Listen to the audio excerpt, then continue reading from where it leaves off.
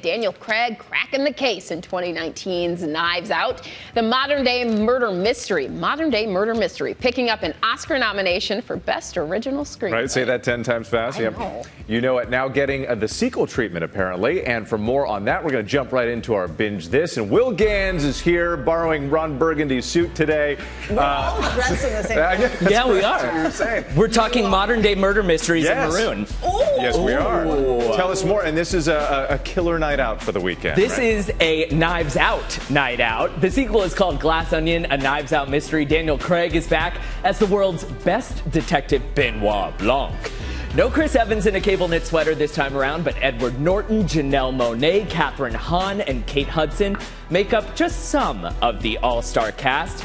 And this, guys, is Stephen Sondheim and Angela Lansbury's final film appearances. You got to keep an eye out because it's real quick in this. But Variety says that Glass Onion, quote, is a thriller wrapped in a deception tucked inside a riddle. It's in theaters right now, but it's only in theaters for 1 week only. Cool. So the setup here is that Edward Norton's character is hosting a murder mystery weekend at his mansion in Greece. Things take a turn. The whodunit begins. If you need a reference, it's giving Golden Girls Season 7, Episode 2, when Blanche has a crime pinned on her during murder mystery weekend. Spoiler alert, Dorothy does the detective work, saves the day. It always comes back to Golden Girls for me, which is why I'm wearing the iconic Golden Girls socks. If you remember.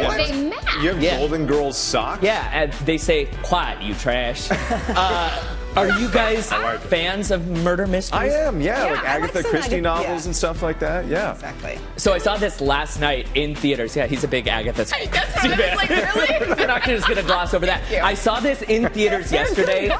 They are, absolutely. And we get so spoiled now that everything comes out on streaming, right? Go see this in theaters. It was so fun because there are so many plot twists and stuff. The audience is like, you know, like gasping along. It's very, very fun. Also, consider me a Janelle Monáe stan now. She is so good in this movie. Oh, interesting. Okay, so if you're not in for the mystery, what about an adventure situation for the whole family? For the whole family, I've got you covered. Next up, a fun adventure for the whole family, and it is called Strange World. It follows 3 generations of explorers, plenty of action and heart, and some familiar voices playing these characters. Jake Gyllenhaal, Dennis Quaid, Gabrielle Union, to name a few. Plus Jabuki Young White, who you might remember from The Daily Show. He's playing the first gay lead in an animated Disney movie. Strange World is in theaters now, and we say gay lead because there have been gay characters in the past, but like when they get re-released in international markets, often they'll edit them out. Wow. So let me say to the haters, try to edit us out of this one. You know what I'm saying? Yeah. It's really cool. Right. And it is yeah, cool. It's a lot of fun. It's also beautiful animation. That's what it just looked like. Yeah, so fun for the whole family there. And now a timeless classic you can watch from the comfort of your couch. You hear it there. Oh, yeah. Oh, yeah. Aladdin turns 30 this year. ABC's Zareen Shah's back with more on that, but Whit is here with the vocals. Good morning, Zareen. Hey, good morning. Well, you know, it was the carpet ride that never ended. And it's been 30 years. Can you believe that? Since that original. And then there was the live action, the Broadway show, all the viral videos honoring the movie. Aladdin only had 3 wishes, but he made a lot of people's dreams come true. From the art of animation to the bright lights of Broadway, and all the way back to the big screen. Or say we're only dreaming. A whole new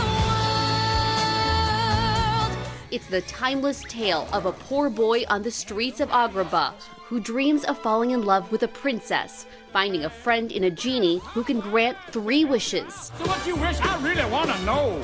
I don't know of any project that's been through that many twists and turns. Alan Menken is one of the most prolific composers of all time, and alongside playwright and lyricist Howard Ashman, became key players in an era known as the Disney Renaissance.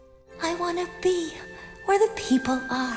Menken staying with the Aladdin story through every incarnation, carefully adapting it for new generations. It's a balancing act between being the keeper of the flame and being part of a new team. Ashman was an original team member on the project and grew very ill before the film even hit theaters. Howard was very sick, so his involvement at that point was much more of a struggle. Ashman completed 2 of the movie's most memorable songs before passing, Prince Ali and Friend Like Me.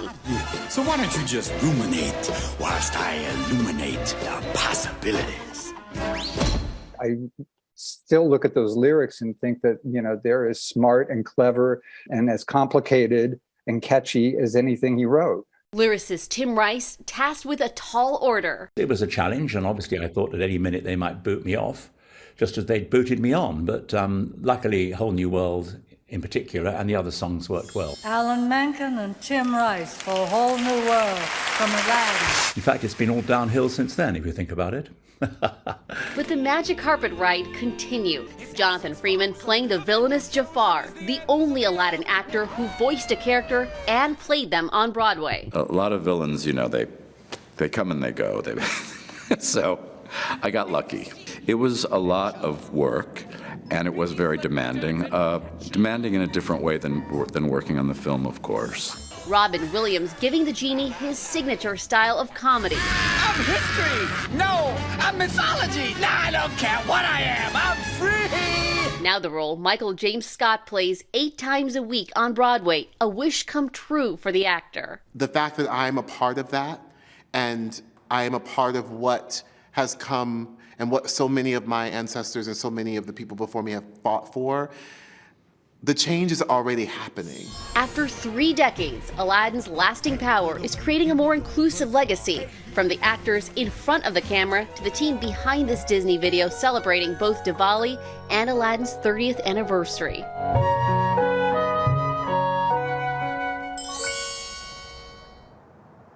And one feeling that came up a couple times is that everyone wanted Aladdin to be good, right? Obviously, they worked on it, but no one ever knew that Aladdin would be this big. In a way, they all found that magic lamp, and they just kept passing it on to future generations.